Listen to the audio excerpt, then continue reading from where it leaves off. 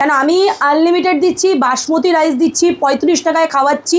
আমি যে মাপের মাছের পিস দিচ্ছি সেটা সোদপুরে কেউ দিতে পারো তো দূরের কথা, ঠিক আছে, সোদপুরে কেউ দিতে পারছে না, বর্তমানে আমি দিচ্ছি।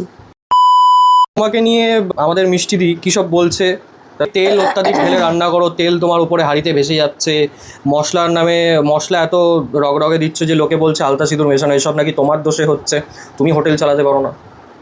হতে পারে। দেখো আমি একটা কথা বলি, রান্না আমি যেটা দেখলাম, আমিও ভিডিও তো দেখি, আমি একটা ভিডিওতে দেখলাম যে কেউ একজন দাবি করেছে তার রান্নাটা মনে হয় সব থেকে ভালো।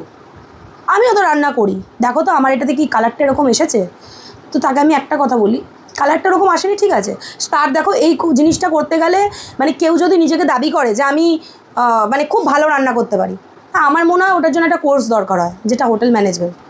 তো সেটা হয়তো তার সেই কোর্সের সার্টিফিকেট আছে, ভাই আমার নেই, আমি যৎসামান্য মানুষ, ঠিক আছে, আমি ঘরোয়া মা মানে মানে পিসি ঠাকুমা এদের কাছে রান্না শিখে বড় হয়েছি। এরা যেরমভাবে রান্না করে আমি সেটা দেখেই বড় হয়েছি। আমার বাড়িতে যেমন প্রসেসে রান্না হয়, আমি আমার ছেলেমেয়েকে যেভাবে খাওয়াই, আমি ঠিক সেইভাবেই নিয়ে গিয়ে দোকানে আমার যারা কাস্টমার আসে আমি তাদেরকে খাওয়াই।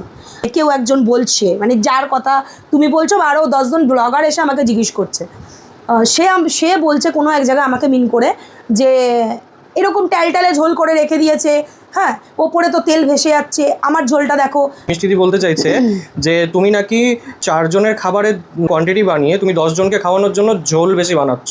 হ্যাঁ আমি একটা কথা বলি, 4 জনের কোয়ান্টিটির জিনিস বানিয়ে 10 জনকে খাওয়ানোর প্রশ্ন এখানে নয়। আমি মানে যার কথা তুমি উদ্দেশ্য করে তুমি বলছো বা আরও 10 জন বলছে আমাকে, আমি তার উদ্দেশ্যে একটাই কথা বলবো, ভাই মাঠে নামতে হবে। আমি 35 টাকায় আনলিমিটেড খাওয়াচ্ছি, আমার সাথে নিজেকে কম্পেয়ার করতে আসলে কোনো এক জায়গায় আমি জয়ী, তুমি হেরো আমি মনে করি। কেন আমি আনলিমিটেড দিচ্ছি, বাসমতি রাইস দিচ্ছি, 35 টাকায় খাওয়াচ্ছি।